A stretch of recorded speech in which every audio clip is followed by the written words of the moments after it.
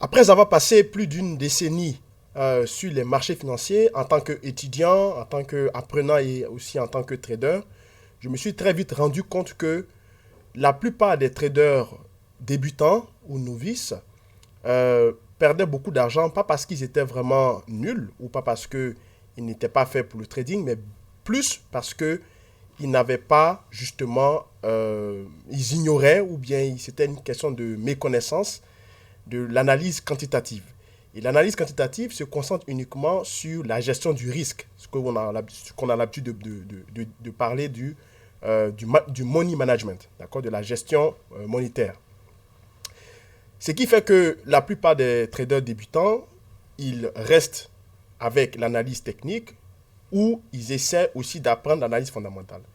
Dans cette vidéo, vous allez voir que ce n'est ni l'analyse technique ni l'analyse fondamentale qui fait gagner de l'argent sur les marchés financiers, tout simplement parce que le trading est un jeu d'argent, d'accord? Et qui dit jeu d'argent dit forcément gestion du risque, d'accord? Risque de gagner des sous et risque aussi surtout d'en perdre, parce que quand on veut gagner, on prend des risques, d'accord?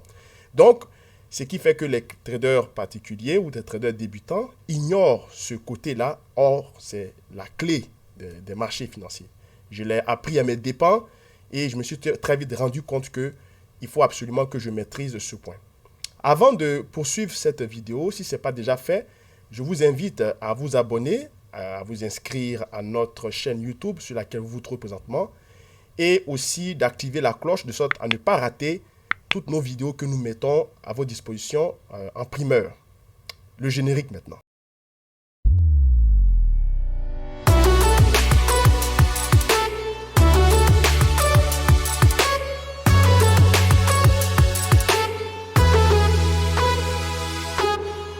Bien, mon nom est François Ablé. Je suis content de vous retrouver à travers cette intervention sur le money management, donc la gestion monétaire ou la gestion du risque. Il y a 5 points que vous devez savoir pour justement bien maîtriser la gestion du risque et donc de forcément gagner dans votre trading. Premier facteur, j'allais dire, il s'agit de la méconnaissance du profil des actifs financiers. Beaucoup de traders débutants se lancent dans le trading sur des actifs financiers qu'ils ne maîtrisent pas. Quand on parle de profil des actifs financiers, on veut parler bien sûr de la volatilité.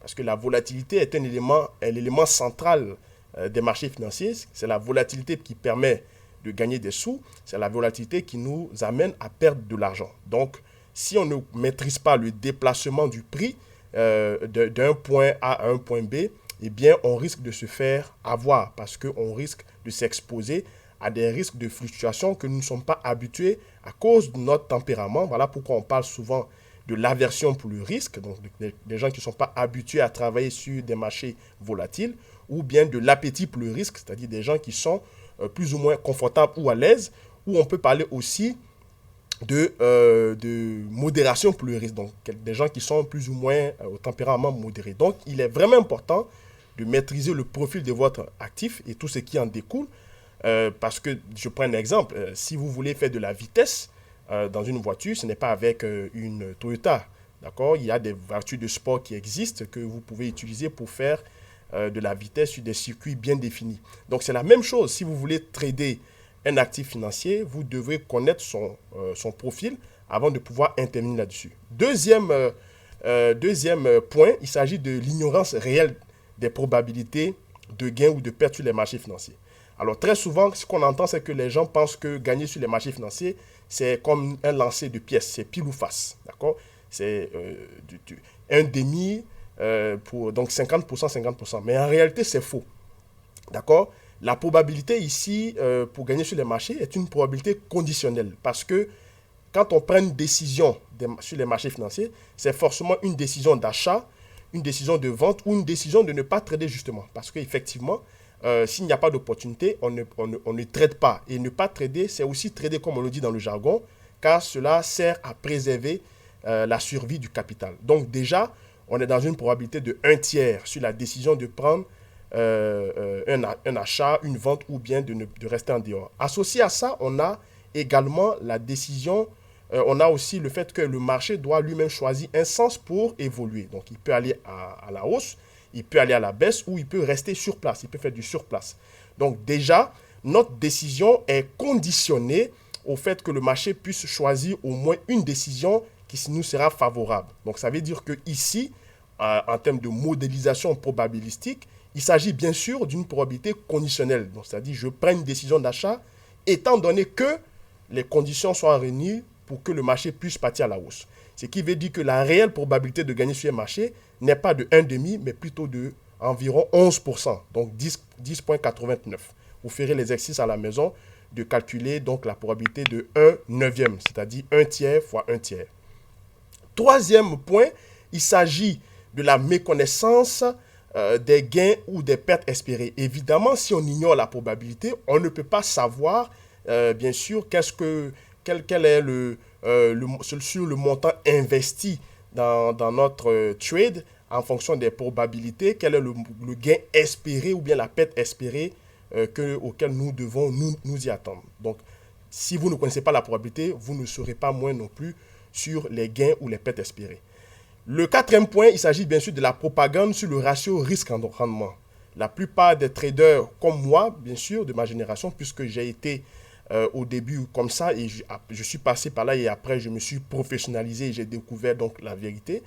Beaucoup de traders particuliers pensent que quand on veut prendre une décision d'achat, de vente, on a tendance à dire je vise par exemple 101,5 et je m'avais cherché 101,8, ce qui nous donne à peu près un ratio de 1 pour 4. Bon, je dis des exemples comme ça, 1 pour 4. Je risque 1 pour aller chercher 4. C'est faux.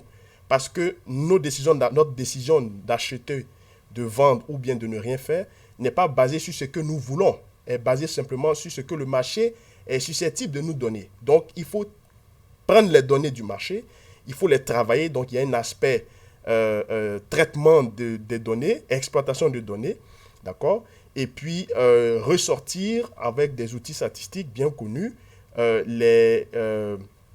les écarts avec les risques rendements, donc c'est-à-dire combien de risques on peut prendre pour obtenir un certain rendement, associé bien sûr à la probabilité calculée au départ, pour nous donner un aperçu de rendement espéré qu'on puisse avoir sur les marchés financiers. Donc, vous voyez clairement qu'il y a beaucoup d'efforts et beaucoup de travail à faire. C'est pourquoi, dans les salles de marché, ce sont des tâches qui sont dédiées à des départements de recherche et à des départements de gestion de risque. Mais, en tant que trader indépendant, vous devez faire ces exercices parce que vous êtes en train de manipuler de l'argent. Et pour prendre de l'argent au marché, parce que vous affrontez des gens aussi brillants que vous, il est souvent impossible, d'accord, de pouvoir gagner un trade quand on ne connaît pas les réelles probabilités et quand on n'a pas aussi le risque-rendement du marché sur l'actif sur lequel on veut prendre une décision.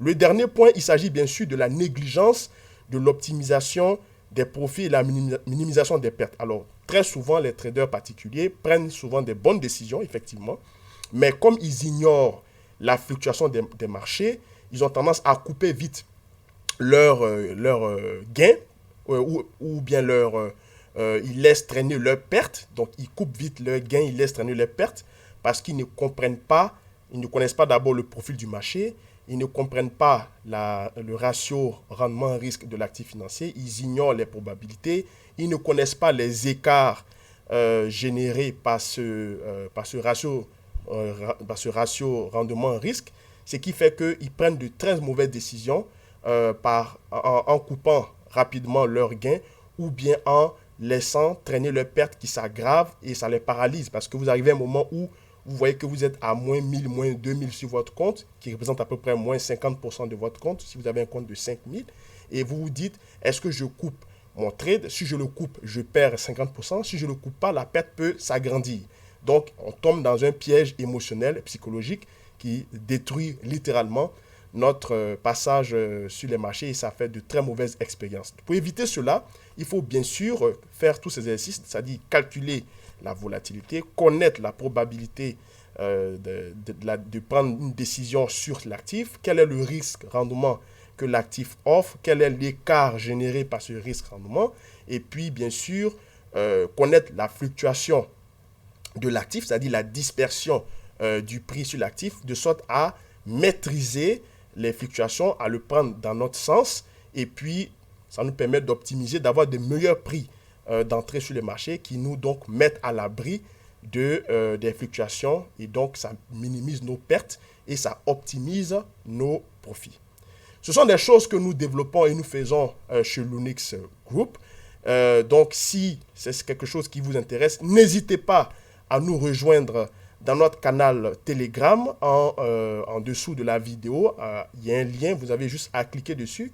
C'est un canal qui est dédié à l'apprentissage des marchés financiers, à avoir l'assurance de prendre des décisions sur les marchés financiers, à se cultiver, à maîtriser les trades avec la plus grande assurance.